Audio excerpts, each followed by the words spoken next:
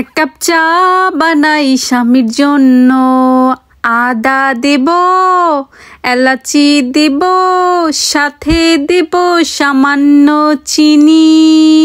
এক কাপ চা বানাই স্বামীর জন্য, এক কাপ চা বানাই স্বামীর জন্য।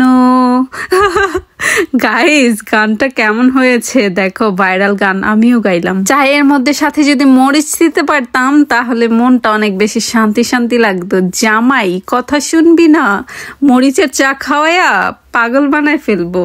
তো গাইস, অনেক সময় দেখা যায় যে জামাই রাগ করলে সেটা আমারই রাগ ভাঙাইতে হয়, আমি রাগ করলে রাগ ভাঙানোর কেউ নেই। জামাই আমার রাগ ভাঙাইবো তো দূরের কথা, সেই উল্টো রাগ করে বসে থাকে, তার রাগ আমি ভাঙাই, আমার রাগ ভাঙানোর কেউ নাই।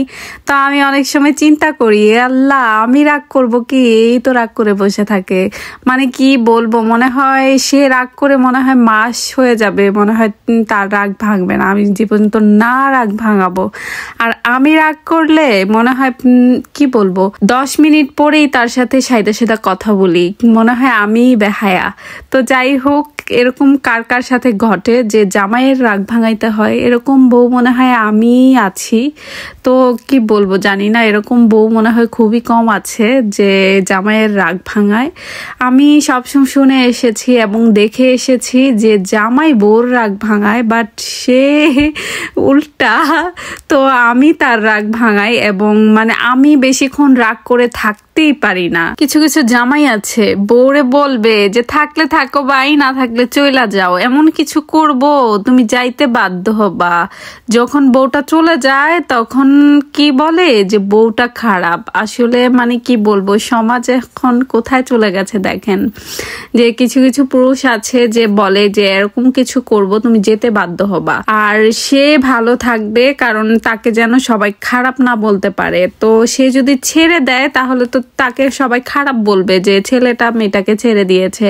তো একটা মেয়ে যখন মানে বাধ্য হয়ে ছেড়ে দেয়, ছেড়ে চলে যায়, তখন মেয়েটাকেই কিন্তু সবাই বলে যে মেয়েটা খারাপ। আপনাদেরকে একটা বাস্তব ঘটনা বলি, সেটা হচ্ছে মানে আমার নিজে মানে শোনা একটা ঘটনা এবং মানে চোখে দেখা একটা ঘটনা। সেটা হচ্ছে মানে অনেকের কাছ থেকেই শুনেছি। তো যাই হোক, তো মানে কি বলবো, স্বামী স্ত্রীর মধ্যে কিন্তু ঝগড়া হবে, মায়া মহব্বত সবকিছুই থাকবে। স্বামী আর স্ত্রী এমন একটা সম্পর্ক, সেটা হচ্ছে কোনো সম্পর্কের সাথে তুলনা করা যায় না। তো যাই হোক, আমি এরকমও দেখেছি যে মানে হাজবেন্ড ওয়াইফ, এগুলো কিসের হাজবেন্ড ওয়াইফ বা কিসের সংসার করে আল্লাহ ভালো জানে, যে বউ নাকি হাজবেন্ডের সাথে মাসের পর মাস কথা বলে না, আবার সপ্তাহে একদিন নাকি কথা বলে। মানে কি বলবো, তো এগুলো হাস্যকর বিষয়। এরাই দেখি অন্যের মেয়েদের নিয়ে সমালোচনা করে, আসলে নিজের মেয়ে কিন্তু ব্যক্তিগতভাবে সুখী নাই, এর জন্য অন্যের মেয়ের পিছনে পড়ে থাকে, এর জন্য অন্যের মেয়ের নামে বদনাম বলতে ওনাদের খুব ভালো লাগে। এগুলারে আল্লাহ যেন হেদায়েত দান করে, এতটুকুই।